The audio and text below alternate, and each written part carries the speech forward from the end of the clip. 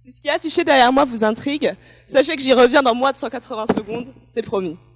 Mon mémoire portait sur la représentation du handicap dans l'enseignement des lettres. Sujet singulier dirons-nous, mes élèves, eux, ont pu dire « Mais madame, à quoi ça sert d'étudier le handicap physique? On n'est pas handicapés, nous. » Alors oui, certes, donc, quel intérêt?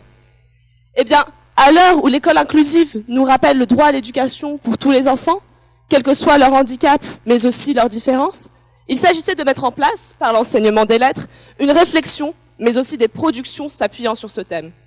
J'ai alors considéré mes 2 classes de 4e comme une micro-société expérimentale, aussi bien dans leur singularité que dans leur diversité, et il s'agissait pour moi de me demander en quoi la représentation du handicap physique pouvait-elle se concevoir comme un prisme réflexif de l'individu, mais également de notre société. Nous avons alors été amenés à travailler en langue française sur l'étymologie anglaise du mot. Hand in cap, la main dans le chapeau, désignait au XVIe siècle un désavantage donné au cheval le plus fort durant une course équestre afin de rétablir l'équité des chances de victoire. En littérature, il s'agissait d'aborder ce monde qui fait peur ou qui dérange, qui évoquait Grand Corps Malade, à travers les personnages de la littérature du XIXe siècle.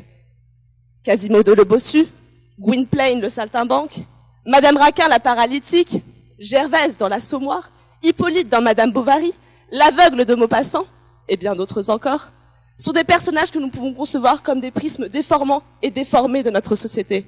Cette société dérangeante et dérangée qui pose et construit notre rapport à l'altérité et, in fine, pose les questions des modalités de l'inclusion. Ces modalités se retrouvent dans l'adaptabilité, celle qu'évoque toujours Grand Corps Malade à travers son slam « Espoir adapté », et il faut renverser notre échelle de valeur tout en mesurant la potentialité créatrice d'un tel thème. À cet égard, Vitry-sur-Seine, ville de mon établissement, est également la 3e ville du street art en France. Et nous nous sommes inspirés, avec mes élèves, des créations de The Blind, un street artiste nantais, produisant du braille en volume. Alors, si vous ne parvenez toujours pas à lire ce qu'il y a écrit au tableau, sachez que mes élèves le lisent, l'écrivent, mais l'ont également produit, puisqu'on ne voit bien qu'avec le cœur et que l'essentiel est invisible pour les yeux. Antoine de Saint-Exupéry.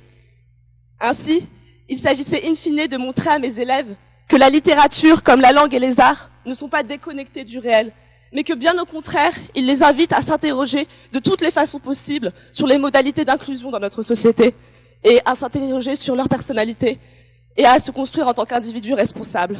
C'est donc là tout le rôle des Humanitas et plus globalement celui qui incombe à la voie que nous avons choisie, celle de l'éducation nationale.